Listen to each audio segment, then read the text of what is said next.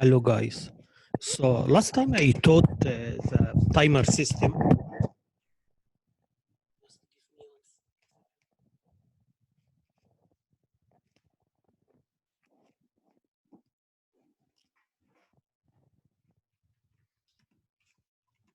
Let me maximize the screen.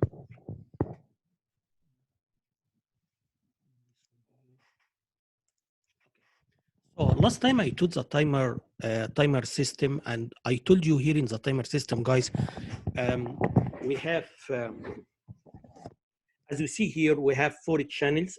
Sorry, we have 8 channels, as you see here. Okay, each each channel has a pin on port T. Okay, also every channel can be programmed input or output compare, input capture or output compare. Okay, one of them at a time. Also, every channel has one interrupt, so can trigger interrupt. Okay, so that's what I said last time. Also, quickly, I explain how can you program it. I explain the system has only one counter, and you have to program this counter. So I also explained what is input capture, okay, and how it is used, okay. What I said is input capture is we have a pin which is PT something, PTX, okay. In this pin, when there is falling edge, okay, or rising, or both, it depends on how you program it. Let's have an example now. For example, I program it for falling edge. If there is falling edge on this pin, what's going to happen is 2 things are going to happen. Number 1, interrupt. Number 2, the value of the timer, which it is stored in a counter in a register called TCNT. This value is stored in this register TCX. Okay. X here is a channel. So if I use channel X, so this one is X. If I channel, so we have actually 8 registers, TCX, 1 register for each channel. Okay, so this value is stored here. So let me say it again. Every time there is an event, okay, and again this event can be a falling edge or rising or both. Or we can program it and you can select whatever you want to do. So every time there is an event, 2 things should have. Number 1, interrupt. Okay. Number 2, this value here is stored in a register. Okay. So, and also I told you how this can be useful or how it is used. Input capture is used if you want to measure the time. For example, you have this signal here connected to PT0 and this signal connected to PT1, and I want to measure the time difference from here to here. Okay, so this one is gonna this channel 0 is gonna capture rising. Okay, and this one also is gonna capture rising, and then here I'm gonna get here there should be an interrupt here. Okay, and TC0 should equal the count. For example, count number 5, and here TC1 should equal the count, for example, 20. If I know from here to here, the timer counted for the timer was 5, and now it becomes 20. Okay, that means the time from here to here should equal to the time of 15 counts. 15 counts. And as I said, every count, the time of every count is 1 over f, and I also explained how can you program f as well. Okay, so if you know how many number of counts, you can easily convert to time. Okay, same thing here, you can measure the time from here to here. Okay, so I teach that last time, but I didn't give programs. So today I'm gonna teach programs. Okay, one more thing before I forget. So it's very easy. Input capture, input capture. It is used if you want to measure the time of a signal. Okay, for example, you have a signal like this one, and I want to measure the time from here to here. Or I have a signal like this one here, guys, and I want to measure the time from here to here. Or I have 2 signals and I want to measure time difference between the two signals, okay? So input capture can measure the time very efficiently, very easy, comparing for sure if you do it by a different way, very easy to do it using input capture, okay? So this is one thing. Another thing, this is the main functionality of input capture. However, because we have 80 channels, you may not need to use all of them for measurement, okay? So if you do input capture or output compare, so every channel can be used input, so you might not need to use all of them for input capture and output compare because you don't need simply, okay? So if we have one channel and I don't need it for input capture or output compare, you can use it actually like IRQ. So I can say IRQ is like a special case from input capture. How it is a special case? That's what I said last time, guys. It's a special case because if you see here in input capture, if you have event like falling edge, you trigger interrupt. This is exactly like IRQ. Plus, you do something else.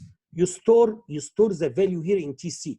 Okay. So I can use input capture like IRQ, right? And just ignore this one. Yeah, you are gonna store the time, but I'm not gonna use it. Okay. All what I need is like IRQ. Every time there is a falling edge, I need interrupt and then write whatever you want to write in this interrupt. So IRQ is a special case of input capture. Okay. Now I'm gonna move to output compare. For output compare, it's different. Okay, as I explained last time, output compare is used if you want to generate a square wave efficiently. Okay, so this is a good example, and I'm gonna give you the program of this example today. So for example, if I want to generate a signal like this one, okay, so from here to here, from here to here, it should be 300 micro. But before you give this example, let me first tell you how output compare works. Okay, output compare works this way. Number one, I have to put some value here in TC. For example, if the counter is here, I can put in TC number 200. So now we are at 0. We are at count number 0, okay? And then I put here in TC some value in the future, okay? And then this one has to count. Once is the value here equal to the value here, for example, 200 equal to the 200 here, two things should happen. Interrupt. Number two, action should be taken on the pin, okay? And this action you can program. It can toggle, you can set, you can pull the pin high or you can low or high. Is that okay? So this is the main idea. The main idea is that after a certain time, after a number of count, I want to toggle. Then you have interrupt here. Once you have interrupt, after this is exactly what I'm doing here. If I want to generate a signal like this one, okay, this is 300. This part here is 700 microsecond. The first step you have to do, you have to convert the time to number of counts, okay? So assume 1 over f should equal 1/3 microsecond. Again, this is something you can program, okay? Because f should equal 24 megahertz divided by prescale. And you can, as I explained before, you can program prescale. For example, I just pick up some value, for example, 1/3 microsecond. So I have to divide, I have to know how many count is here. If every count is gonna take 1/3 microsecond, so how many counts here? So that should be 300 microsecond divided by 1/3 microsecond. And the result should be 900. Same thing here. I need to convert the time to number of counts, okay? So this is 700 microsecond, and every count should be 1/3 microsecond, so the total should be 2100 counts, okay? So based on the value here, this value, the timer has to count here at 900 times counts, or it has to count here 21 counts, okay? And the idea is that, so as I told you, there is interrupt here. Okay, and there is another interrupt here. Look what I'm gonna do. In this interrupt, I'm gonna write in the interrupt subroutine, I'm gonna write here this part. TC0 equal TC_T. Remember, TC_T is the value of the counter, the current value, plus 900. Okay, and then assuming I'm gonna make the action is toggle. Okay, so that means I'm saying, please, next interrupt is after 900, also toggle, because that's exactly what I said here. When the value here equal to the value here, two things should happen. Toggle, also you trigger interrupt. So that's exactly what was gonna happen. So we are gonna have interrupt here, and also we're gonna have toggle on the pin. In this interrupt subroutine, okay, we have to do this one. I have to execute this one. Okay, so next interrupt after 2100. 2100. So it's gonna, after 2100, it's gonna make interrupt, okay, and it's gonna toggle. And this time, I'm gonna do this one. So here, in one interrupt, I'm gonna do this one. Next interrupt, I have to do this one. Next interrupt, this one. Next interrupt, this one. By this way, I can toggle every 900 count and every 2100 counts. Okay? So this is the main idea. So this is just a quick revision. That's what I explained last time, because I'm gonna explain it in details now. So also, as I said right now, input capture, IRQ is a special case of input capture. Same thing right now. Output compare is a special case from RTI. Okay, because when I put the value here 900, that means I am gonna make interrupt after 900. I want to make interrupt after 2100, and so on. For sure, if you use the same number, you can make frequent interrupts. So if you use, for example, every time I'm going to use 900, okay? So by the way, what's going to happen is that I'm going to make a signal 50% to duty cycle, 50% this way, right? So here, because this is 900 counts, which is 300 microsecond, same thing here, 300 microsecond, is that okay? And then that by this way, I'm gonna make interrupt every 300 microsecond, which is exactly like RTI, okay? And again, because my objective is not to generate a signal, all what I need here in this special case, I wanna have frequent interrupts using output compare. So in this case, you may not care about what is the value of the pin. If nothing is connected to the pin, you just ignore it. Or one of the options we have here in the action, no action. One of the options. So you can say no action on the pin. So that means I'm gonna only get interrupts and no action on the pin. Okay, anyway. So here I explain programming, how can you do it? I'm not gonna repeat it, okay? So now I'm gonna go to the program to explain the program. So the first program I'm gonna teach here, as I told you, input capture can be used exactly like IRQ, okay? This is a very easy program, so I'm gonna show how we can do it, okay? So for example here, a switch is connected to pin 0 of port G to make rising edge, okay? When every time it is pressed. So we assume, or I'm telling you, we have a switch connected to PT0. Every time I press this switch, I'm gonna make a rising edge, this way, okay? We wanna write a program to increment a number displayed on the LEDs. Okay, so the binary number on the LEDs. Every time I press, I need, we are gonna trigger interrupt. Okay, so every time I press, I'm gonna trigger interrupt, and in the interrupt subroutine, I have to increment the number on the LEDs. Okay, so number one, I have to program. I have to select the channel 0 because he told me pin 0. Okay, so I have to program channel 0 as input capture. Is that okay? So that's what I explained to you before. You have to do this one. You have to use this number. This is number. This is programming for LEDs. So this is similar to what we did before. Also, you have to write this programming. I'm not going to repeat it. This is exactly what I explained to you before. This is to enable timer counter so that the timer is going to count. This one, you have to bit 0. You have to put here. You have to clear bit 0 so that it's going to be input capture. This one you have to program it for rising edge, and this one to enable interrupt. Okay, anyway, so that's what I explained before, and this is the main program is here. So again, because so all the time I'm gonna loop here, and if there is interrupt, I'm gonna go and come back. If there is interrupt, I'm gonna go and come back. Okay, and again here, again this is just a simple program. I have only one task, so that's why I'm gonna put the task here in the main in the interrupt subroutine. If you have another task, you can see the main program is empty. You can put another task here. Okay, anyway. So let's see what's gonna happen here. So simply, this is exactly like IRQ. Every time there is a rising edge, okay, so this subroutine is gonna be called. every time. Okay, and also TC0 should have some value. I'm not going to use this one. I'm not going to use it because I want to use it like IRQ. So every time here, so number one, I have to clear the flag bit, and then so here I'm going to increment the count, and then I'm going to put count to port B. Okay, so that by this way the number of port B is incremented. Okay, so this is exactly like IRQ. There is a small difference, by the way, between this one and IRQ. The difference is, in case of IRQ, you have only two cases. You can trigger interrupts if it is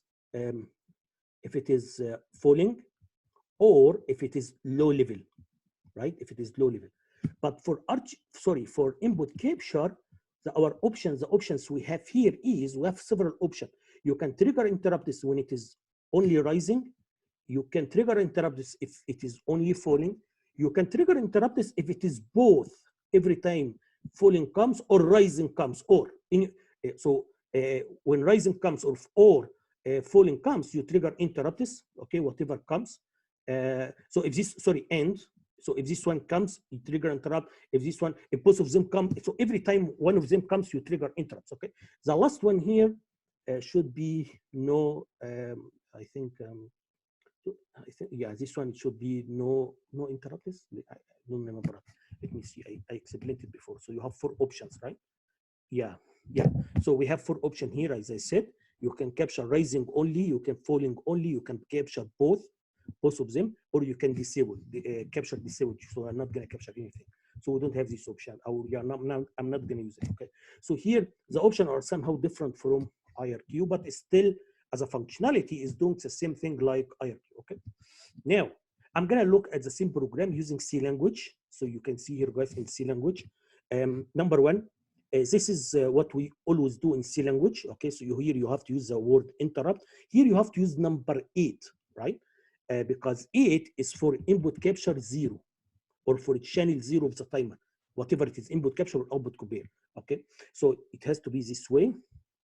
And number one here, you have, so every time there is a rising edge, this subroutine has to be called. So all what you have to do here, you can clear the flag. Also, you can, as we did, you can increment the count, and then you can port B should equal the count. Okay. And here is, yeah, don't forget this value has to be global outside here, because if you, again, this is a very serious issue. If you put it inside here, once you come to here, so it's going to be deleted. It's going to be gone. It's gone, right? It's going to be deleted from memory. So to keep this value, okay. So next interrupt, I'm going to increment. So I have this variable. I'm going to use it in different interrupts, right? So you have to put it here outside. Okay. Look at the initialization here. We have timer run.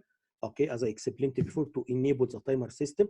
Also, you can use this function. This function actually, so here you have to put one value here. I think this 0 for input capture or output compare. Anyway, you have the details before this one. So I have two values. One value should say let me go back just. Yeah, here. So one value, yes. One value, which is this one, can say is that input capture or output compare. As I said here, it can be 0 or 1. Okay, this value here B. The value A, this one should say what you want to capture, rising, falling, whatever. Okay, so just very easy. Okay? And this is a program. Okay. Now I'm going to talk about another program. I'm going to talk about output compare. How output compare can be used to measure the signal from here to here. Okay, guys, I'm going to tell you the main idea, or a very simple idea. The simple idea, in order to measure this period, guys, all what I need two interrupts, right? I need interrupt 1. I'm going to call it I1. I need interrupt 2. That's all what I need, right? So what's going to happen in the interrupt subroutine, I have to check if this is interrupt 1 or interrupt 2, okay? And if it is interrupt 1, so here for TC, for example, if I use TC0, TC0 should be give me the count here. And this one, so here, if this is, I have to check if this is interrupt number 1, okay? So TC0, I have to store it somewhere in memory. I have to keep it because this is the count at this one, okay?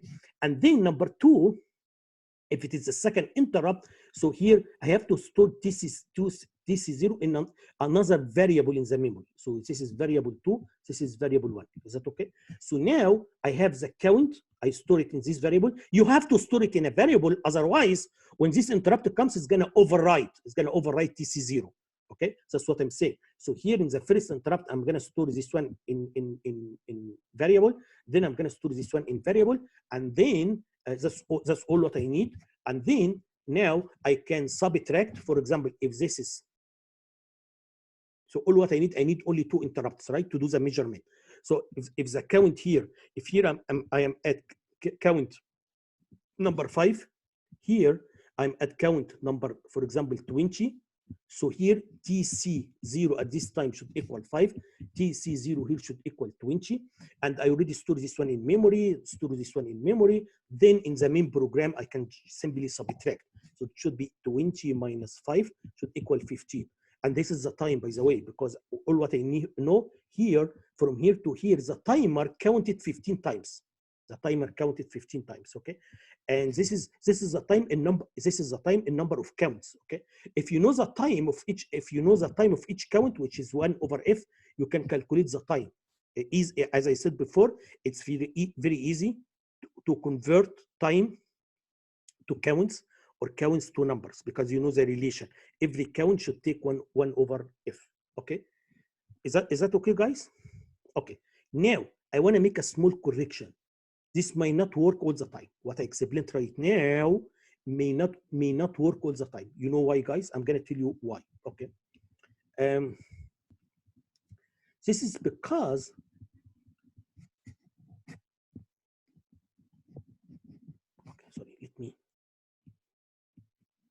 This is because, as you know, the counter has to count from 0, 0 all the way until F.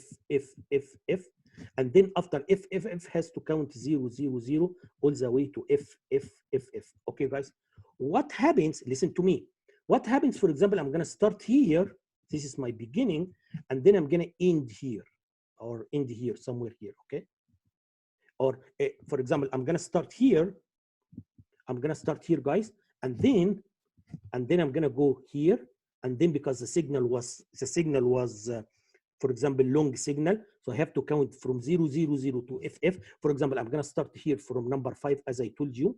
I started from 5, okay? And then I'm going to go this way. I'm going to go this way. And then because the signal is long, so I'm going to go again to FFF again. And then I'm going to go here. And then I'm going to stop at number 20. Okay, guys? I'm going to go all the way to here, okay? Based on what I said, if you need to count how many counts we have right now, I told you 20 minus 5. That's not true, right? That's not true because this may be okay if this is the case. I'm going to start from 5 and then I'm going to go to 20 if this is the case, right? It's going to work this way, okay? If the signal is very small and you start from 5 and you end at 20, okay? It's okay. However, if the signal is long, maybe here I'm going to start from 5, right? And then I'm going to go here. I'm going to count again from 0, 0 to FF. And then I'm going to count from here to here until here. Okay, guys? So if I say it is, when I say it is just 20 minus 5 equal 15, that's not true because I ignored the count here, which is 65, 535, right? And which is 2 to 16 counts here. Okay, this is 6, 2 to 16. Also, I ignored here 2 to 16. So the correct answer should be 2 to 16 plus 2 to 16 plus 15, right? This is the correct answer. Okay, so so the question is that how can I know or how I can do it? Okay, very simple. You need, as I told you before, every time the timer is gonna jump from FFF to 0, 0, is gonna trigger overflow interrupt. Is that okay? So I need to count how many overflow interrupts I have. In this case, I have here one overflow interrupt here, 2, okay, and we have 3. So in this case, okay, we have three overflow interrupts. So here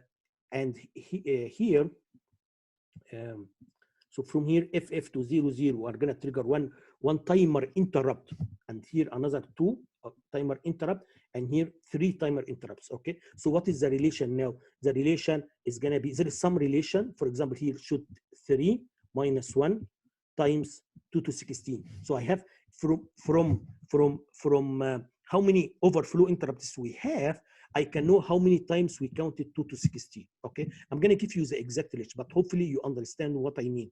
What I mean, you cannot simply just subtract the two numbers from each other. It cannot be simply this way, simply because the signal can be long, and maybe you have to count several times for 2 to 16 several times. Okay, so that's why it's not enough to know TC0. Okay, it's not enough to know the count here and the count here. In order, that's what I'm gonna tell you now, show you now. In order to calculate the time from here to here accurately, okay, precisely, you need 3 things. I need to know what is the time here, which is TC0 here. I need to know what is the time here, which is TC0 at this time. So I need to know what is the count here, what is the count here. Is that enough? No. The third thing, I need to know how many timer overflow happened from here to here. Okay, I'm going to show now the relation. So actually, we have one of two relations here. The period can equal the difference, which is, as I said, as 15, as I said, which is the count minus count. Okay, now here we have one of two cases.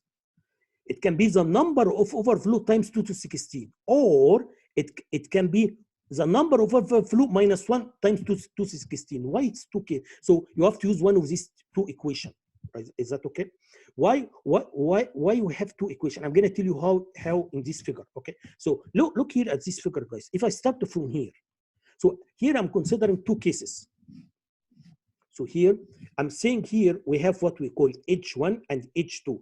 H1 is the time or the count for the first time here, first time here. So in the first interrupt, I'm going to store TC here. That's what I said in the previous slide. It's V1. It's a memory location. Okay, I'm going to call it H1. This one it's H2. Should you give you the count here? Okay. So now I have this count here, and also I have the count here. So that's what I told you. You cannot simply subtract. I need these two counts. Also, I need to know. I need to know also how many overflow happened. Okay. Also, so this is exactly what's going to happen, guys. Number one, in input capture subroutine, okay, in the first interrupt, I'm going to store the time or the count in each one. In second interrupt, I'm going to store the count in each two. Now I have two counts, one count here and one whatever. So if you want to start, because we always start from high, I don't want to confuse you. It's the same thing anyway, but so here, this is H1, and this one it's H2. Okay. Also, is here, this is a new part. I need to use the timer overflow because I need to know from here to here how many overflows we have. By this way, you can increment your overflow. Okay, so so here using H1, H2, and overflow using the 3 terms, and then you have to use one of these equations to calculate the period. Okay, this one or this one. Okay, so you have if. So now what I'm saying, guys, we need 3 things to measure the period. Number 1, H1, H2, overflow. Okay. Once you have these 3 things, okay, now there are 2 cases. If H2 is greater than H1, this is the equation you have to use. Else, if H2 is greater than H1, this is the equation you have to use. If you can see, they are exactly the same thing, guys. For every overflow, I'm going to multiply by 2 to 16. Okay, because every as I said here, every overflow, so that means you count it all the way from here to here. So it has to be 2 to 16. Is that okay? The only difference is here I have to subtract 1 because I have one overflow, one more overflow. That's why I have to subtract 1. I'm going to tell you why. Look at here in this example. Let's look at the first case here. Case 1. If H2 is greater than H1, this is H2 and this is H1. Okay, that means I started from here, guys, and then I went here. Okay, and then I went all the way back to here. Is that okay? And by this way here, when I came here, I triggered one overflow. Okay, so that means I already made a complete circle. That's why overflow has to be 2 times 16, right? Plus the difference. Look at the other case, and you will understand what I mean. Here, I started from here. I'm gonna come to here. I trigger overflow here, and then I'm gonna come to stop here. You got what I'm saying? So here, I cannot say it has to be 2 to 16 because it didn't make a complete circle. It didn't count all the way from 0, 0 to FF. We triggered because I started from here. So once I hit FF1 and then it rolls to 0, 0, it has to trigger interrupt. It's going to make overflow. But this overflow should not count 2 to 16. But in this case, it has to be count 2 to 16 because this overflow actually you created, you made counting, it's full counting from 0, 0 to FF. Okay. In this case, this is exactly the second case here. So the first overflow should not be counted. That's why overflow -1, because the first overflow, okay, it should not be counted because it's not a complete circle. But next overflows should be counted. Next one should be counted. That's why here there is one less one. Okay. Anyway, the conclusion is just to try to think about it. But the conclusion is very simple. In order to measure the period, I need 3 things. I need to know what is the count for the first interrupt. I need to know the count of the second interrupt. Okay. Number 3, I need to know how many overflow happened. Any signal. So for example, even if I have a signal like this one, any signal like this one, same thing. I need to know what is the time here, H1. I need to know what is the time here, which is H2. Also, I need to know overflow. How many overflow happen. If you have these 3, you can use this equation or that equation, right? So you can say if H2 is greater than or equal H1, so the period should be overflow times 2 to 16. So every overflow I have, it means a complete round. Okay, so it has to be multiplied 2 to 16 plus the difference. Difference is summation between H2 and H1. Okay, here it's because we have one extra overflow, or not extra, but what I can say, the first overflow should not be counted a complete round because we started from here, as I said. So you have to subtract 1 and you have to use this equation. Now, I'm going to choose a program, but I'm going to start. We have a C and assembly. Maybe it's a good idea to start with the C first. Maybe somehow easier. So here, this is the program. Here, I'm going to define a variable. Look here. I'm going to define a variable. It's called H1 and H2 and also overflow. And don't forget, this is a tricky mistake. You shouldn't do it. This variable has to be global because this variable, I'm going to use them in the main program. Also, I'm going to use them in the interrupt subroutine. So global. Also, I'm going to use a variable called period. Also, I'm going to use a variable called interrupt number because I need 2 interrupts. I need 2 interrupts. Okay. But that's all that I need. Once I have 2 interrupts, I'm gonna get H1, H2, and then I have to see what was the overflow. Okay, anyway.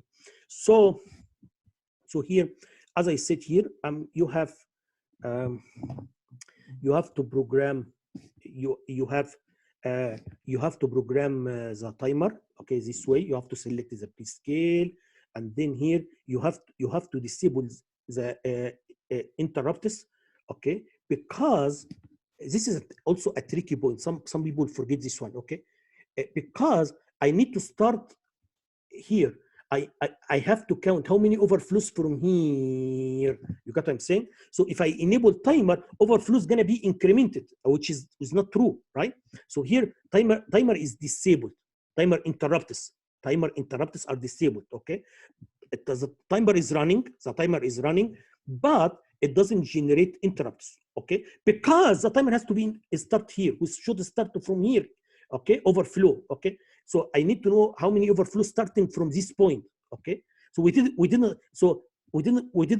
come to this point yet. You understand what I'm saying? This should happen in the first interrupt because we should have 2 interrupts for the input capture. This is the first interrupt, this is the second interrupt. So in the first interrupt, I'm gonna also enable the timer. Okay, anyway. So you can see here, guys, in the main program, I'm gonna wait for 2 interrupts.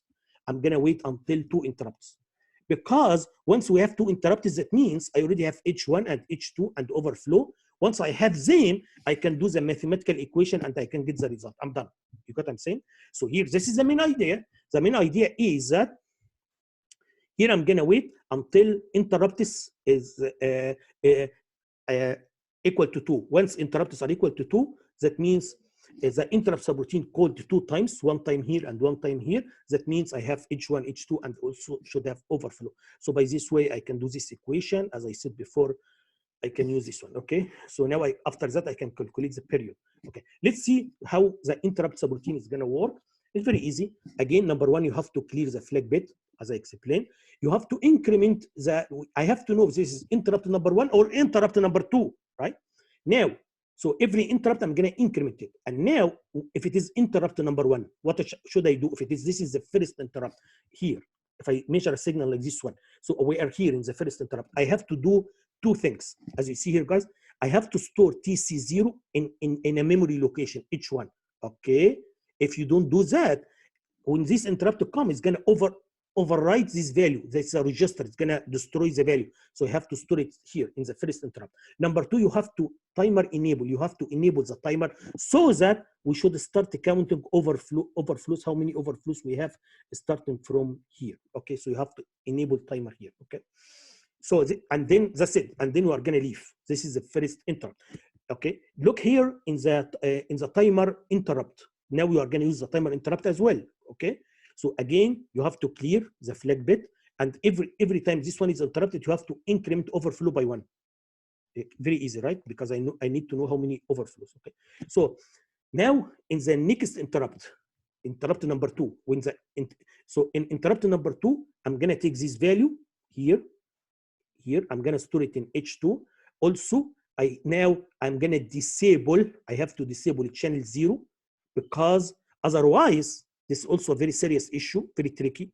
If you don't do that, what's going to happen when you do the calculation here, maybe this one is going to be interrupted again. I don't want to that because I already got what I wanna get. I wanna get H1. So already I got it. Okay, I got H2. So I have to disable any new interrupts for input capture. This is number 1. Number 2, also I have to disable the timer interrupts. Otherwise, again, because keep in mind the timer is running. So when I do the calculation here, maybe this overflow, this value, this one is gonna be, so after the signal here, so here you should enable, here you should disable the timer. Okay, because when you do the calculation here, maybe the timer is still, if you don't do disable, the timer is still running and overflow is you are not gonna get how many overflow from here to here, okay? Because maybe the overflow is gonna increment it here, so you are gonna get error. The overflow value is not gonna be the correct value. We wanna measure from here to here, not. So here you do the calculations, okay? So anyway, so here I have to disable timer so that I save this value. I have to keep this value. Also, I should disable because I already got what I need to get, okay, after 2 interrupts. And now that's it. So here I'm gonna come here and do the calculation. For the assembly, it's exactly the same program. Maybe I can go through it very quickly, but it's exactly the same program. So now here, interrupt number, how many overflow we have. This is the period. This is the H1 and H2, okay. And this is just a configuration for the timer and for the interrupt for the input capture. Also here, that's exactly what I did. This is similar to what I did before. I need to know if this, I have to wait until it is 2 interrupts. You have to wait here. Once I'm done, so let's see here in, this is the timer. In the timer, first you have to clear the flag bit and you have to increment overflow by 1. This is exactly what I said. This is the input capture. This also exactly what I said. Number 1, you have to increment overflow. Interrupt number. You have to increment it. Also, if it is number 1 or number 2. Okay, if it is number 1, I'm gonna store TC to edge. Okay, so I'm gonna send it to D and then from D to H1. Also, I'm gonna enable the timer interrupts. That's it. If it is number 2, as I told you, I have to store TC0 in H2. Also, I have to disable interrupt, and I have to, it's exactly similar to what I said, okay? Here, so here after 2 interrupts, I'm gonna do the calculations here, just addition, subtraction, whatever, so it should be easy, okay? So what I did here, this program, I wanna measure, look here, guys, In this program, when I programmed input capture, I programmed input capture to capture only rising. That is why here I'm gonna measure from here to here. Okay, I have a signal like this one, and I want to capture from here to here. To do that, when I did the configuration for input capture, I made it for I made it for rising. Okay, now the question is that what if I wanna capture something like that? Okay, how I can do it? Look at the see this surprise. The surprise is that you are gonna use exactly same program. It's just a very small difference in the programming of input capture. In the beginning, input capture, I'm gonna program it to capture rising, right? So this is number one. This is similar to what we did right now. Right now, it's I'm only capturing rising. You keep it, okay? There is no difference. Now, the only difference that in this interrupt, in the first interrupt here, okay, I'm gonna change the configuration of input capture to make it capture falling, so that next time it's gonna capture falling. That's it. So this is a surprise. The surprise is, if you wanna measure, that's what I'm explaining here. If you wanna measure signal like this one, guys, you have to use the same program, exactly same program. Only one instruction extra you have to use. Only one, this instruction. Okay. So this instruction, it has to be used in the first interrupt. So in the first interrupt, I'm gonna change the configuration of input capture to make it now falling edge. Okay. So after receiving the first rising, I'm gonna say now falling edge. Is that okay? So only one instruction you have to use here. Okay, guys.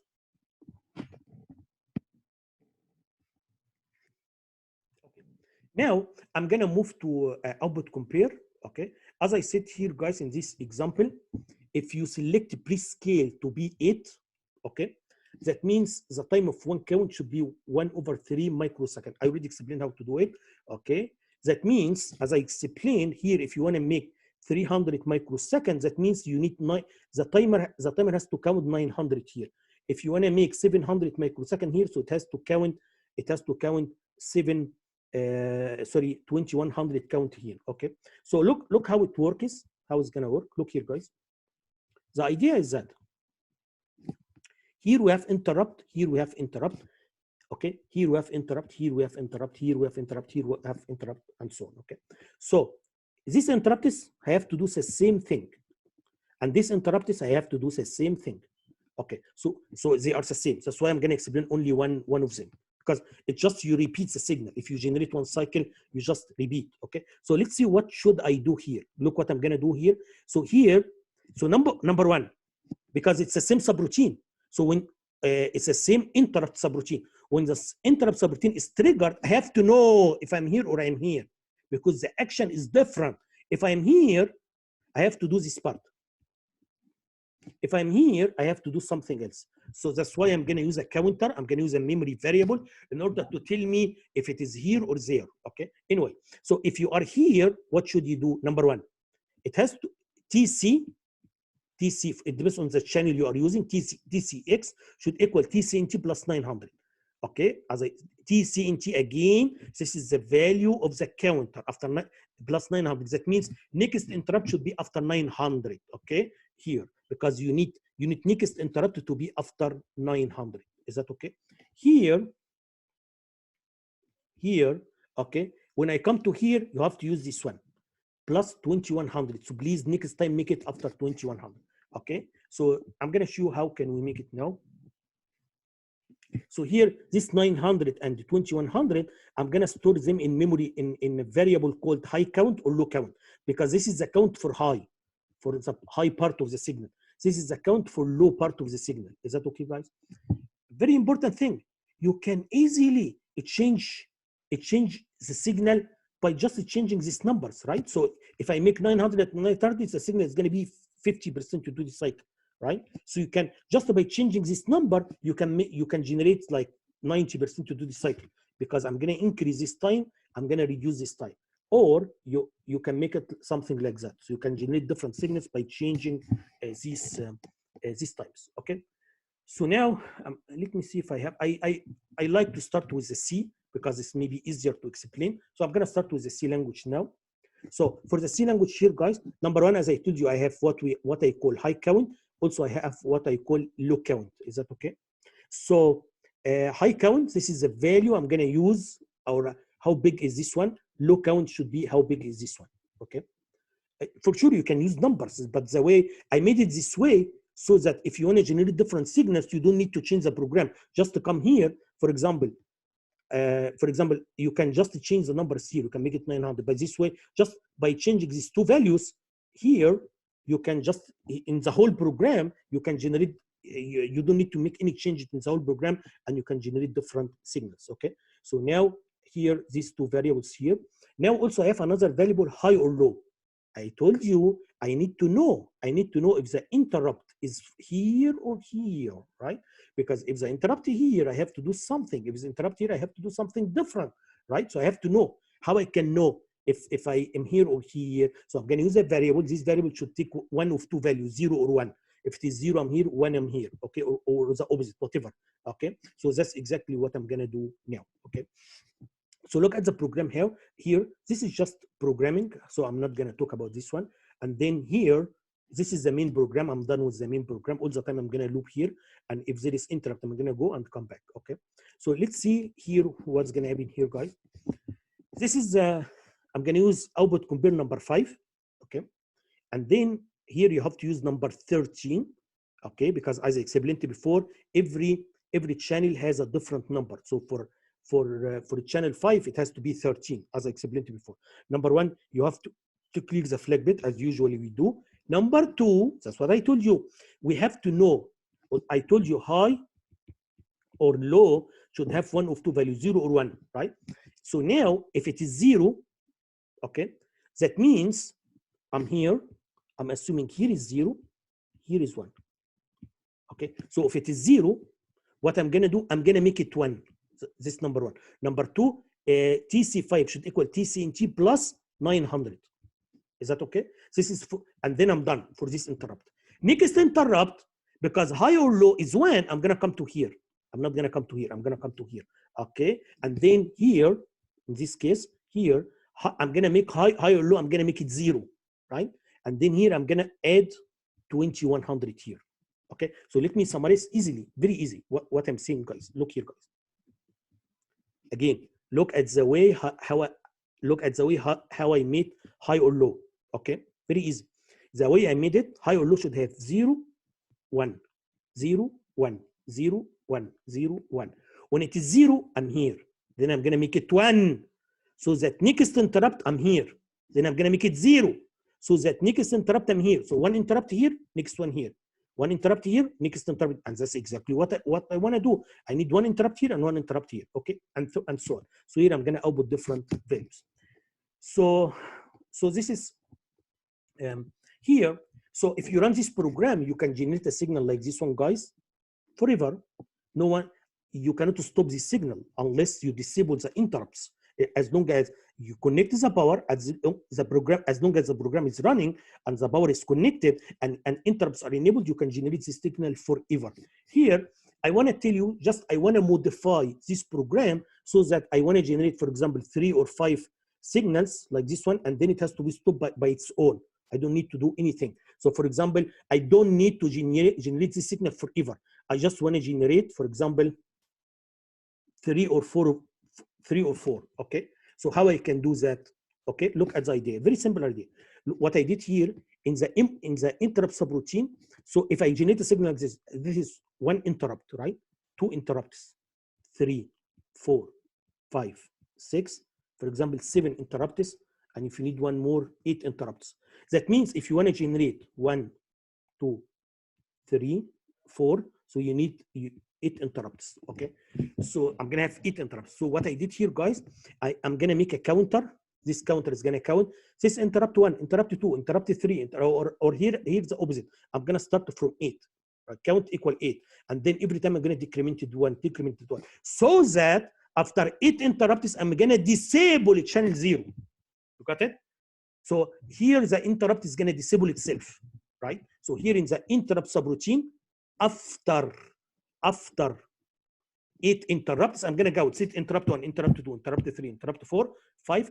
After 8 interrupts or 8 and 10 interrupts, or two, what it depends on how many cycles you want to generate. Okay, so after a certain number of interrupts, you are going to disable a channel 0. Okay, so once it is disabled, there is no signal anymore, because this signal is generated by channel 0. If channel 0 is disabled, so that means that interrupt subroutine is not going to be called again. And this is the interesting part. Every time, so here, every time you enable this interrupt, okay, you can enable this interrupt, and you can set count to a certain value. For example, enable channel 5 interrupt and count equal to 20. So I need 20 interrupts, which means I guess it's going to be 10 cycles. You got what I'm saying? And then next time you can also enable and change the count in the main program. You can do that, or somewhere else other than this subroutine. You can enable and you can make count equal to 10, 20, whatever. Okay. Anyway, this is a program in C. So here, this is exactly the same program in assembly. I can go through it quickly, but the logic is exactly the same thing. Okay. So let me come here. So here again, this is for configuration for the channel 5. Here I have I define these the 3 variables I have just used right now. This part also just the configuration. Okay, and here this is just, you are gonna wait here. This is the interrupt subroutine here. Okay, again same thing. I have to know high or low, if it is one value or another. Okay, because I have 0 or 1 as I said before. Okay, so by this way, yeah, either so one interrupt I'm gonna execute this part. Next interrupt I'm going to be here. Exactly what I explained. So one time here, one time here, one time here, one time here. Okay, because this high or low. So if the high or low is equal to 1, I'm going to come to here. So I'm going to make it 0. So that next time I'm here, and next time I'm going to make it 1 here, as you see here. So that next time here, then I'm going to make it 1, 0. So that next time here, and so on. So one time here, one time here. Okay. So as you see, every time I'm going to TC5 equal TCNT plus low count. Okay. Anyway, so same thing as I explained also in the C language. You can also you can once you generate a number of signals, the channel 0 can disable itself. Okay, as I said here, so that you don't generate more signals. Okay. Any question, guys? I'm just laughing because I don't have any students, but I got used to say any question, guys. So I'm okay. Anyway, I'm just recording this one. So anyway, okay. So here I want to show you. So here in this program, guys, I can generate a signal. This signal here we have here. This part here should be 900 counts. This one should be 2100 counts. Is that okay?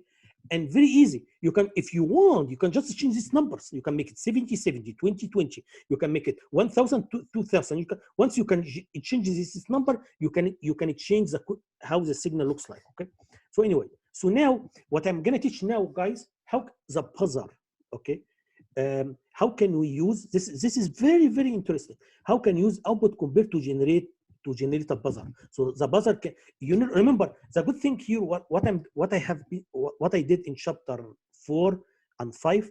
Exactly, I repeated what I did in chapter 3, but in interrupt. So I already taught how can you program the buzzer? How can you make the police siren? I explained this. But this time, what I explained in chapter 3 in the main program. Now I want to move it from the main program to one of the output compare. Okay, so I'm gonna teach 2 programs now.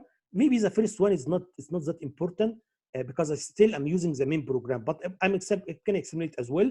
And then the second one is a very important one because in the second one I'm gonna only use output compare. Okay, let's see the first program. So here in the first program, as I told you, I'm gonna use. Yeah, I think the second one, yeah, is more important. So let me, yes. So let's see the first one. The first one here, guys, I'm gonna use both output compare.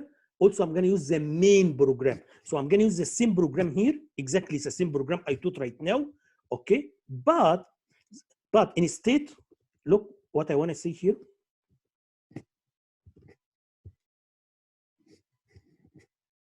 You can see this part, guys.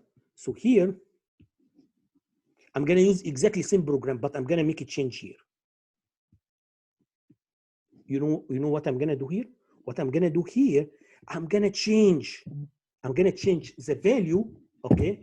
I'm going to change the value so that the value here 921, so that I can make two police siren. You remember the two tones we generated in chapter 3? I'm going to do it. I'm going to show you now, okay? So I'm going to say high count and low count equals some value for half a. You remember in chapter 3, half a second, half a second, half a second, half a second. I'm going to do it here. How? By changing the value of the high and low, okay? Every half a second. Just look how I made it here. Look.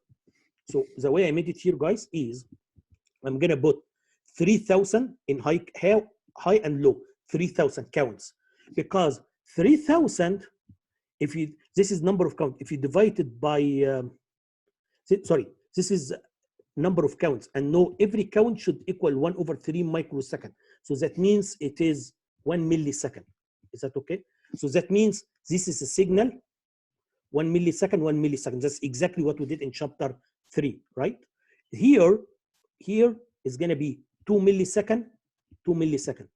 Is that okay? So here, I'm going to generate a signal here, 1 millisecond, 1 millisecond, 2 millisecond, 2 millisecond. That's why here, I'm going to use 3,000, 3,000. Here, I'm going to use 6,000 to make. So that's it. Look what I did here, guys, is the following. In the beginning, I want to generate the 1 millisecond, 1 millisecond. So I'm going to pick up these values. Then I'm going to wait half a second. In this half a second, output compare, come back. Output compare, come back. Output compare, come back. Interrupts are coming. And in this period, I'm generating a signal, 1 millisecond, 1 millisecond, 1 millisecond, 1 millisecond. Is that okay?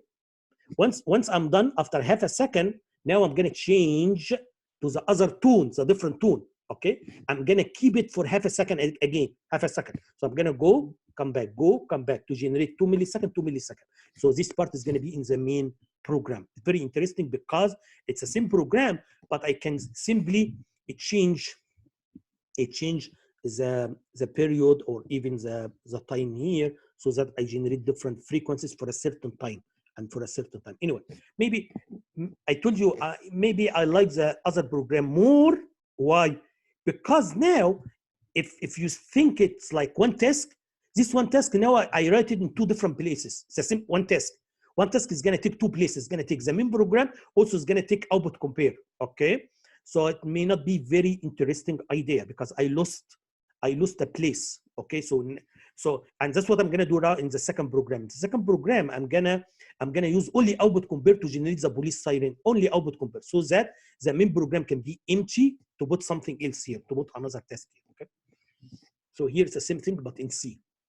Okay, now let's see the interesting program here. Again, I'm going to start with C because it's shorter, it may be easier. Okay, look here, guys. So here,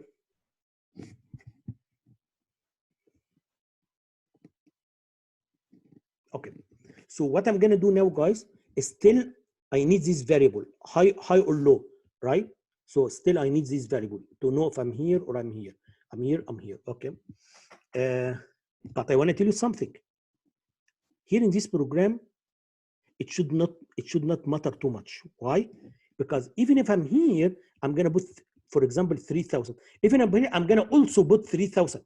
So in the previous program, it matters. Why? Because here I need to know if I'm here or here, because I'm going to put different values. Here I'm going to put 900. Here I'm going to put 2100. Is that okay? But I just want to use exactly the same format or the same program I used before, the same structure. That's why I'm going to keep it. But actually, for this specific case, you don't need it because you need only one. Because always, regardless if you are here or here, you are gonna use the same value. So you only need one value. But anyway, but for now, so now look here, guys.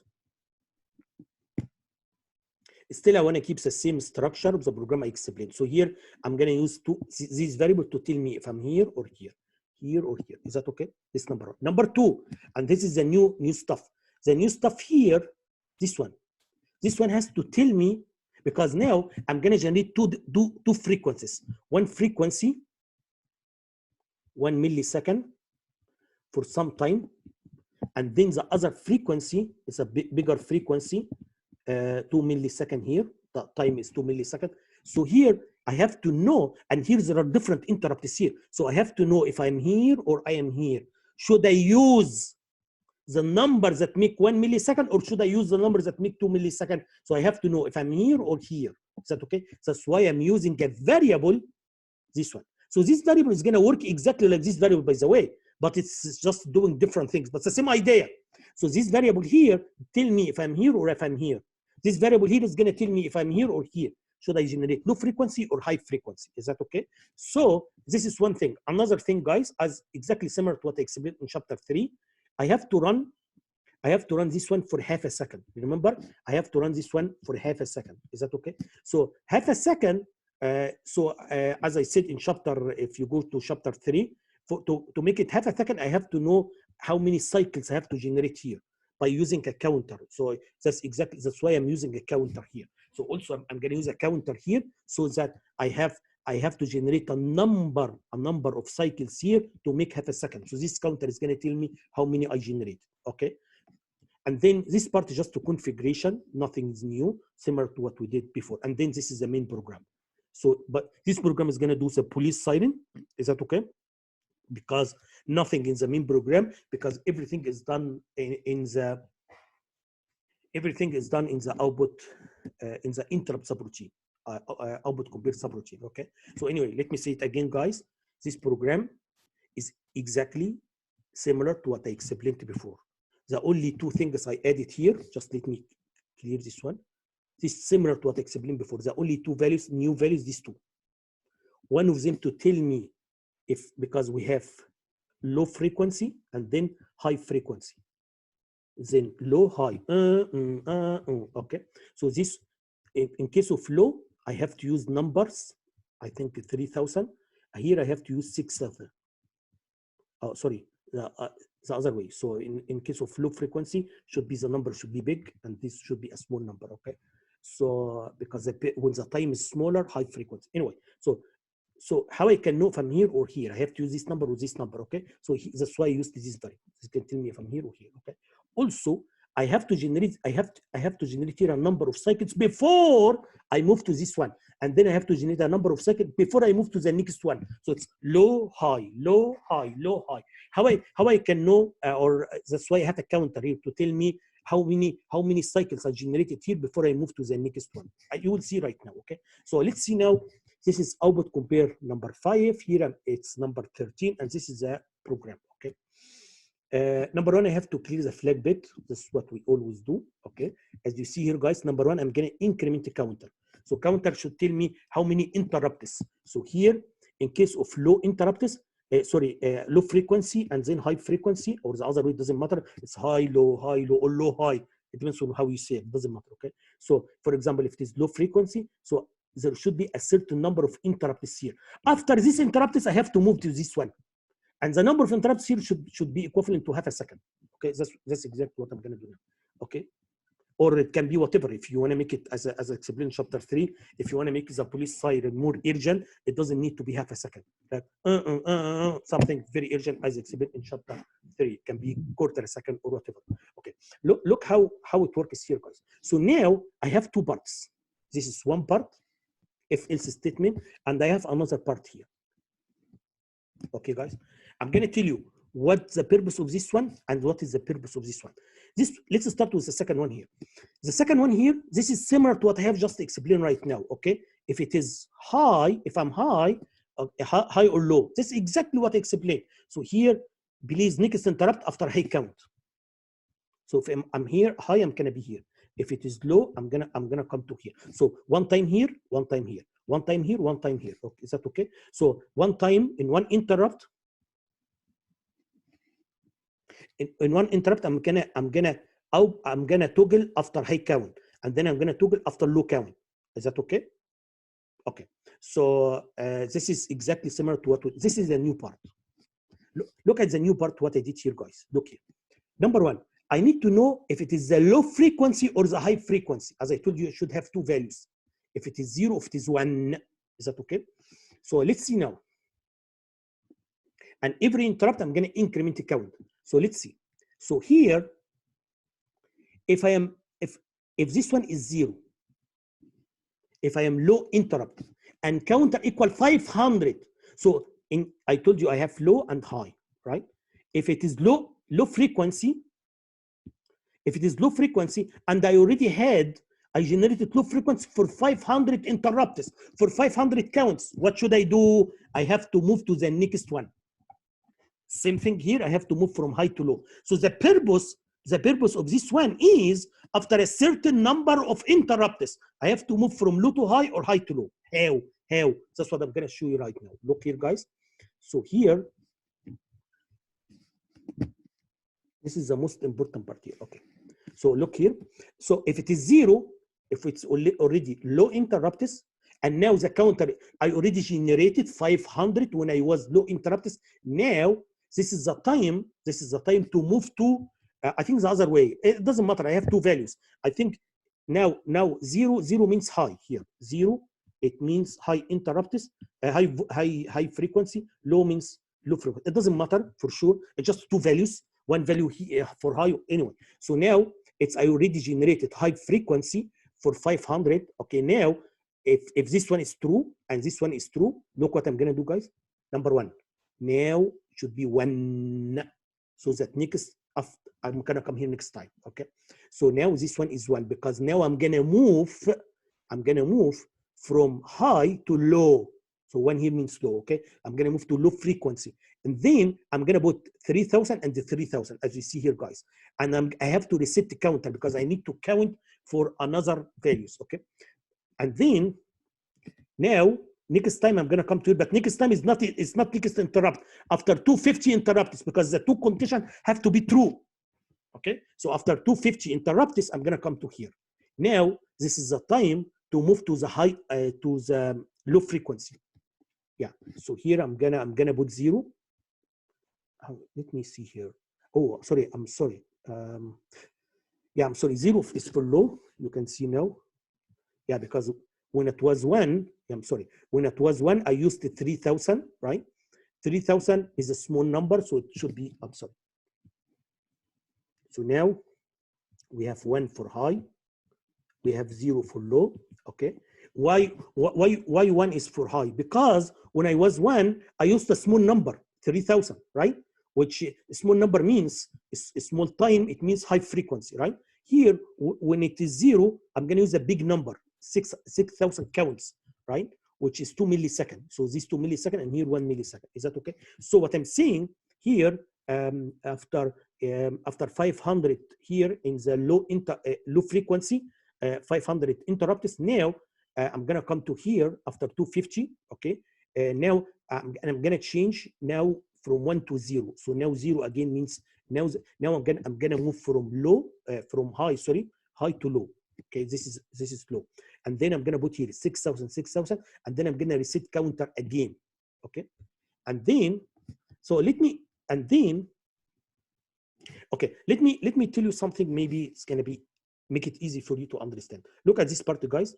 1 interrupt here, 1 interrupt here, 1 interrupt here, next interrupt here, next interrupt here, next interrupt here, next interrupt. So here I'm alternating between these two parties in each interrupt. I alternate. Okay. Here I'm gonna alternate between these two parties, but not in every interrupt because I have a condition here. So every 500 interrupts, right? So I'm gonna move from here to here every 500 interrupts. Is that okay? But I'm gonna move from here to here every 250 interrupts. Someone can tell me why is this one 500 and why is this one 250? Okay, very easy.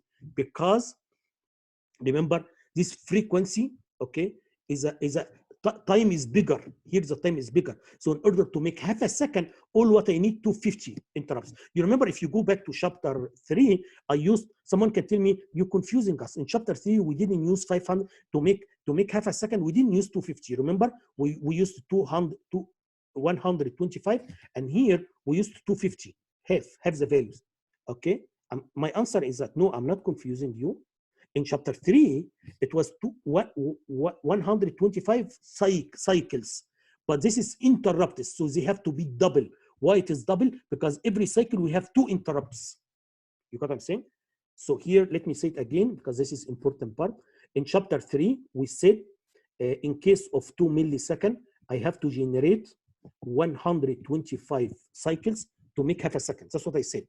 Now, I'm going to do the same thing, but because here I'm counting interrupts. So instead of using 125, I'm going to use double, 250. Why? Because every cycle, I should have 2 interrupts, one here and one here.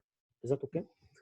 So that's exactly what's happening. So what's happening, guys, is that every 250 interrupts, I'm going to execute this part, okay? And every 500 interrupts, I'm gonna come to here. So, and every time I come to here, you can see I change the value here from 0 to 1, so that when I come here and next time I come to here, also I reset the counter, so that here I have to count for 500 to come to here, I have to count 250 to come to here. Is that okay? Also, I change the time. So this part is gonna generate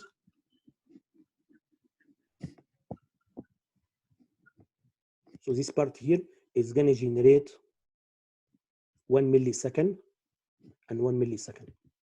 This one is going to generate, because it's 6,000, 2 millisecond, 2 millisecond. Is that okay? Anyway, think about it, but it should be easy. So here, for C, I'm not going to teach assembly because it's exactly same thing. Nothing is new here. It's just exactly the same thing, but just I use C language. So it's you can see here also I use the same variable. So it's just very easy to go through it. It's the same idea.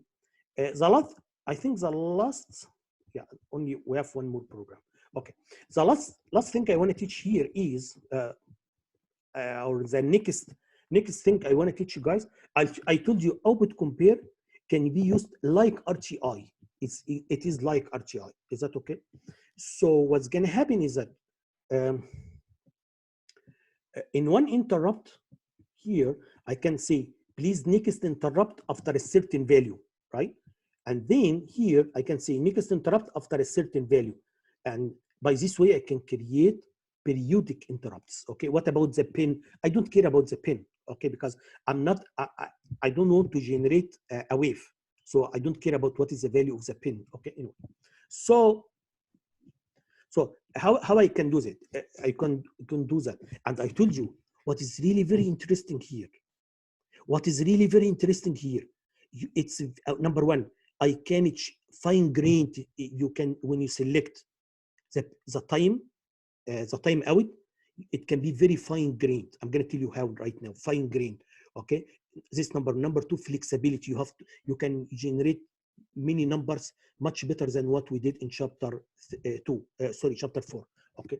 So what you mean by fine grained? Very easy. I'm going to tell you. Look how it is really interesting. I told you guys, when I come to here, I can say TCX, whatever it is, TCNT plus count. This count means what is the time for next interrupt, okay? So here, look how it is fine grained. This count can be every count can increment it by 1, right? And every 1 means, for example, 1/3 microsecond. Very interesting. So you can fine grain, so you can increase this time here by 1/3 microsecond. Is that okay? So, and also because it is just a number, you can select this number, and that's why it's flexible. It's different from what we did in chapter 4. In chapter 4, we had just a set or a table or a set of values, and you have to pick up one of these values. Okay, I'm going to show you how it works now. Now, assuming I want to generate interrupt every 1 millisecond. Look here, 1 millisecond. So 1 millisecond should be 3,000 counts. That's what I want to do. I want to generate interrupts every 1 millisecond. That means here, I'm going to say next interrupt after 3,000. Here, next interrupt after 3,000. Next interrupt after 3,000. That's exactly what we're going to do now, okay? So here, I'm using what I call interrupt period, okay? Or this is the time out. So here, I selected 3,000 because 3,000 means 1 millisecond. So in this interrupt, I'm going to say next one after 3,000. Here, I'm going to say next one after 3,000 and so on. Here, this is a configuration. Nothing is new. This is similar to what we did before. Exactly the same thing. But there is only one, maybe one new thing I did here. When I select the action on the pin, I told you the pin here, you can select the action of 0. You can put 0 here. You can select the action of 1. High or low. You can select the action toggle. Okay, so every interrupt you toggle. You can select the action, no action. So no change on the pin. And that's what I did here because I don't want to generate a signal on the pin. So no need to make it 1 and 0. No need. So I did it here, no action. Is that okay? Anyway. Everything else is exactly the same. Now let's see what should I write here in the interrupt subroutine. In the number 1, you have to clear the flag bit. This number 1. Number 2, look here, guys. What I did here. TC5 should equal TCNT plus interrupt period, which is 3,000. So every interrupt here, I'm gonna set the next interrupt after 3,000. Then the next interrupt after 3,000. That's very easy. So you how can you change this value? Very easy. You can just change it here. So if you need interrupt every 2 milliseconds, you can change it to 6,000, right? Very easy. So you can change it easily here. Okay. The last program I have here is in the timer system here. The last program is somehow it's like fancy program. So in this program, I can tell you here, guys. If I wanna, I told you when I come to here, I have to say the next toggle. If I wanna generate a square wave, I have to say the next toggle should after a certain value. Okay. The question is that is there a limitation on this value? For sure, there is a limitation, right? Don't forget TCNT is 16-bit, right? So I cannot add. What is my maximum here? 65, 535. This is the maximum you can generate, right? So from here to here, it cannot be more than 65, 535. It cannot be more than that, right? Because this is the maximum value I can add to the TCNT, right? So what if I want to generate a bigger signal, right? So what should I do? That's exactly what I'm going to teach right now. For example, what if I want to generate signal like here, for example, 1 second? For sure, 1 second, as you know, it's a very long time. Is that okay? So for sure, when I come here, there is no value I can add to TCNT so that next time I can come to it. There is no way, right? Because even if you add the maximum value, it can be somewhere here. Okay. So what should I do? I'm going to tell you about the interesting idea here. Okay. So what the way I'm going to do it, guys, is here. Again, I'm going to put the maximum value here, 65, 535, the maximum value. So, and then the maximum value is going to bring me here. Okay. So in this interrupt, listen to me what I'm going to do. So here, I'm going to say on the pin, do nothing, no action on the pin, right? So after this interrupt, I'm going to count. This is the first interrupt. Then I'm going to count the second one. Then I'm going to count the second one until the one before the last one here. At this point, so I'm going to say, please, I'm going to change the configuration so that you can toggle or you can pull low. So at this point, I'm going to pull low. So again, what I'm going to do is that I'm going to put some value, right? And the pin no action. Now it is high, so no action. And this interrupt number 1, interrupt number 2, interrupt number 3. So I have to count how many interrupts I need to make 1 second. And then at the last, here at the last, or the one before the last one here, I have to change the configuration here from no action to pull low. I'm going to choose the idea. I'm not sure if, yeah, I have only assembly. Okay. So as you see here, guys,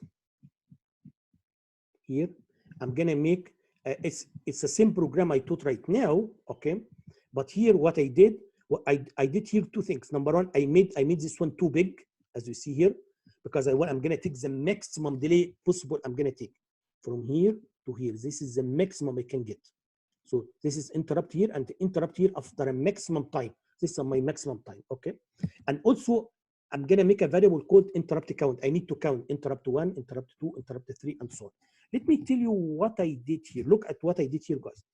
If I use this number 65,535, that means I'm using the configuration I have here for the timer. That means I'm gonna make interrupt every 43 milliseconds. You can see what I'm saying, guys. So here, once I come to high, from here to here is gonna be 43 milli, then 43 milli, then 43 milli. So I'm gonna count interrupt 1, interrupt 2, interrupt 3, interrupt 4.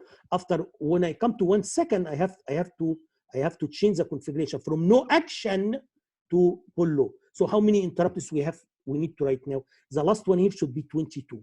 So at the interrupt number 22, if you multiply it, that's what I'm saying. For the first 22 interrupts, the interrupt should do nothing, okay?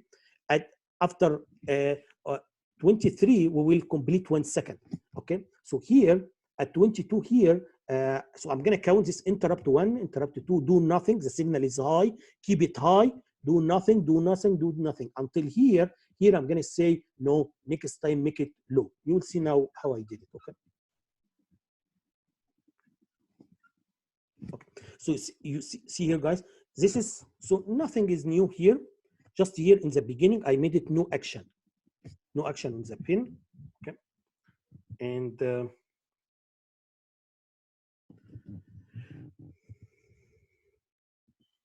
yeah, so you will see here, guys, here every interrupt I'm gonna increment. So this is interrupt 1, interrupt 2, I'm gonna increment, and now I'm gonna compare to number 22. If it is less than 22, I'm going to end. Here at end, where is end? End here. So I'm done, just leave. Is that okay? So once, sorry. Yeah, once it is below 22, go to end, okay? Now, what if it is equal 22? I told you 22 is the one at the end here. So I'm gonna go to a place called set level. So where is set level? Look, set level here, what I'm gonna do in set level, guys, because keep in mind, I have to generate a signal, something like that. So it has to be 1 second and 1 second. Is that okay? 1 high and 1 second. So let's see here. If I go to set signal, I have to know if I'm generating for high or low. Again, so here I'm going to use a variable high or low to know if the signal is high or low. How this is useful? It is useful because, again, I'm here, or maybe I'm here. Okay, so here, if I'm here at high, next time I have to pull low. If I'm here, so next interrupt I have to pull high. Okay, so that's why I need to know if I'm here or here. That's why here I'm going to use a variable to tell me if I'm high part or low part. Okay, and then if it is equal, so it's going to happen here. I'm going to select one of two values. One value is gonna pull the signal high.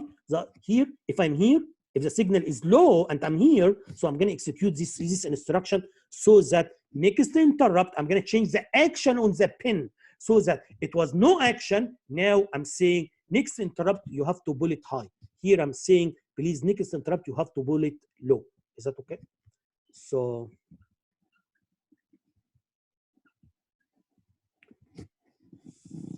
yes. So let me say it again, guys, here. So here I'm going to count the interrupts from 1 to 22. So from interrupt 1 to interrupt 22. Is that okay? We are not just to go to end, just leave, okay? But at the interrupt number, I think, if it is below, sorry, from 1 to 21, at the interrupt number 22, I have to come here so that I say next interrupt to put the signal high or low, okay? Now, at the interrupt 22, when after you pull it high or after you pull it low, okay, here or here. Okay, what should I do here? As you see here, guys, I'm gonna say I have to change again the signal to no action. So this is exactly how it works. Sorry, let me come to here. So the pin has to be no action until here. Here I'm gonna say pull it low, right? Then it has to be no action until here. Here I'm gonna say pull it high, and so on, right? So once here in this interrupt, I'm going to say no action again. So here at this one, the last interrupt here, I'm gonna say pull low. Here when I come here, no change. Okay. So that's what I did here. After I pull it low, I'm gonna say no change. This is number one. Okay. Number two, I'm gonna clear the interrupt count. Yeah, because I need to count for another 22 or another 23. I need to clear the count here. Okay. Also, then I have to see if the signal is high or this if I'm generating high signal or I'm generating low signal, high or low. In case of it is high signal, that means I'm gonna say TC in T should equal TC5 should equal TC in T plus low count. Okay, here it's gonna be a high count. Okay, again I'm making the program general. What you mean by general? If I have only here in this example, I'm assuming the high count and low count are the same. That means I'm going to generate a 50% duty cycle, 50%. But in reality, it may not be this. It may not be the case. You got what I'm saying? In reality, maybe you have different values for different frequencies. Is that okay? So anyway, so here's the way I did it here. I have to know if the signal is high or low. Okay, so that I have TC5 should equal the low or high value. But again, if it is only one value, you can just use one of them. Okay, so let me tell you again quickly the main idea. The main idea is the following, guys. If I'm here and then I make the maximum delay I have, as in this example, is 43 milliseconds. So here, okay, so without my idea here, this is the maximum signal I can generate. Without my idea, I can toggle every 43 milliseconds. Okay, this is the maximum I can do. Okay, but there is another idea. That's what I did here in this program. What I did here in this program, guys, is here, once I come to here, no action. So it is high now, no action. So 43, then next interrupt after 43, next interrupt after 43. Is that okay? So I need to count interrupt 1, interrupt 2, interrupt 3. Is that okay? Until interrupt number 22. And then interrupt number 23 is the one that should become low here. At this interrupt, because it's I need to pull low in the next interrupt here. So here I'm going to change the configuration to pull low. Here the configuration was no action. Now I have to pull low, right? So that next interrupt I'm going to pull it low. And also here in this interrupt in 23, I have to return it no action again because I have to continue here no action, right? Also I can change the time here. When I come to here, I can change this time by changing these numbers. Again, in this example, I'm assuming it is the same duty cycle. Okay, it's 50% duty cycle. So I put the same number, but you can change it if you want. So you can generate something like that. Here it is, for example, 1 second, and can be like half a second here. Okay, something like that. Anyway, actually, just explain the main idea. Hopefully, you can get it. Okay. Anyway, so now, yeah, I already explained this idea before in IRQ, right? So here you have we want to measure the motor speed. When you measure I'm going to connect this disk. This disk should have 2 holes. This disk it should be connected to the motor. Okay, and this disk has to be rotated between LED transmitter. So LED receiver. So I'm going to tell you the main idea here. The main idea here, we have a light here. Okay, when there is a hole, because the disk is here, so we have 2 cases. One case, a hole here, so the light has to come and strike, has to hit this transistor. This one case. Okay, in this case, the transistor is on, so it's going to be short circuit, and then I'm going to get here high.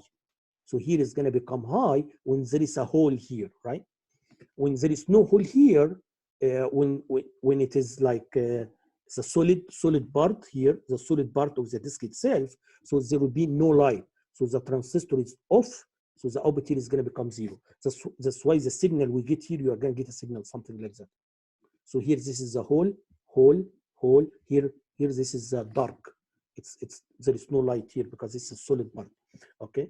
And again, I can measure the motor speed by counting how many pulses we have in 1 second. Okay, and then I have to divide by 2. Don't forget to divide by 2, because in every rotation we have 2 pulses. So if you count 200 pulses, that means I have 100 rotation per second. Okay. Anyway, here also I explained. Let me just an application, an idea. I think I explained also this one in the lecture. This is one way to measure the distance. This is the picture of the ultrasound transmitter and receiver. So they come together. One of them is transmitter, the other is receiver. Once you trigger the transmitter should send ultrasound signal, and then you have to, when it hits object, you have to come back here. You receive it by the receiver. All what you need to know in order to measure the distance is you need to know how much time it takes for the signal to go and come back, and then you can use equation, because you know the speed of sound should equal distance divided by time. If the distance is unknown, I need to measure the time, okay, for the signal, okay, and then and the speed is known. By this way I can calculate the distance.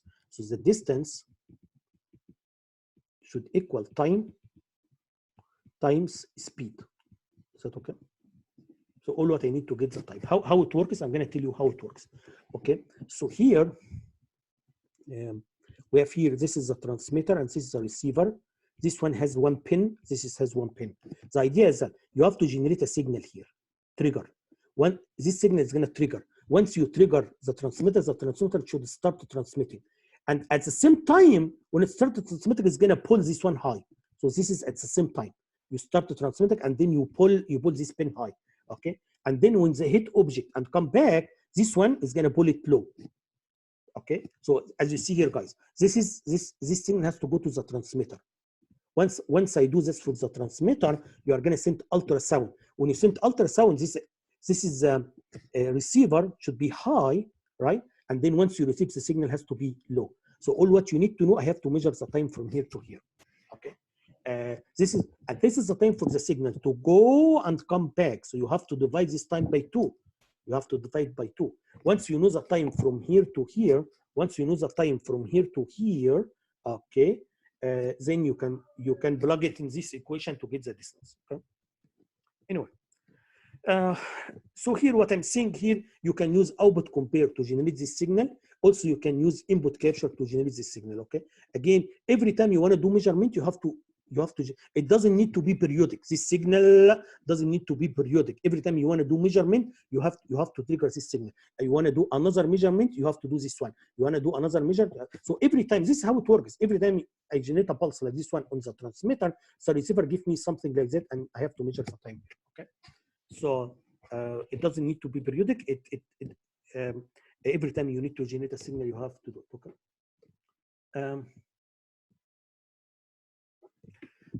Also here, I have another application here. I think I explained it very quickly. I have here containers. I assume these containers are moving on conveyor, right? So here they are moving this way. Once this container comes here under the valves, is that okay? So we assume we have a sensor. This sensor should generate a signal this way, right? So once this signal comes to me, that means the container are there. So the microcontroller has to generate a signal like this one in order and apply it on the valves to open the valves for a certain time to fill up the container. So that's exactly what I'm saying. So every time, so I can use input capture, for example, to here, this is a signal coming from the sensor. So every time I receive a pulse like this one here in the input capture, that means the containers are under the valves. Okay. So in this case, I have to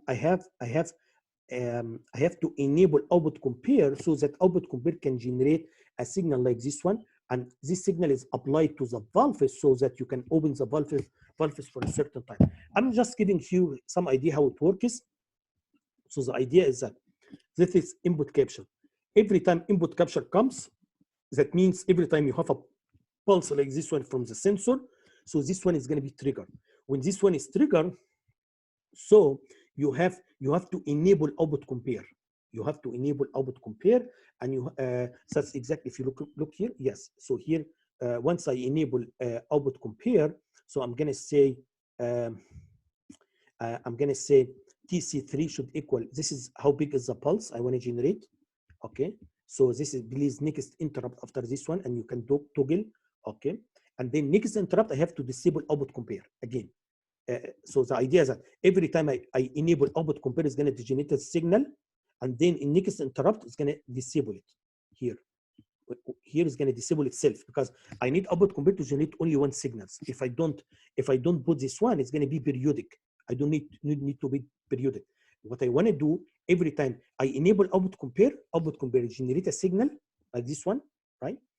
And then after generate a signal, there is one interrupt here. This is the first interrupt. I'm going to say interrupt next time after this value here. Okay. And here in this interrupt, I'm going to say here at this interrupt, disable output compare. That's what I'm saying here. Disable output compare so that don't generate another signal. That's what I want to do. All what I want to do every time you enable output compare, generate a signal and then it disable itself. Anyway. Okay. So this can come from input capture. So the idea I'm explaining here is this can come from input capture. Every time a signal comes from a sensor, it's going to enable, it's going to trigger input capture. Input capture is going to enable output compare. Output compare is going to generate a signal and then disable itself, and so on, and so on. So every time there is signal on input capture enable output compare. Output compare is going to generate a signal, okay, and then it's going to disable itself, okay, and so on. Okay. So this is the end of this video. So I'm done with the timer system. So all that's left to me pulse width modulation.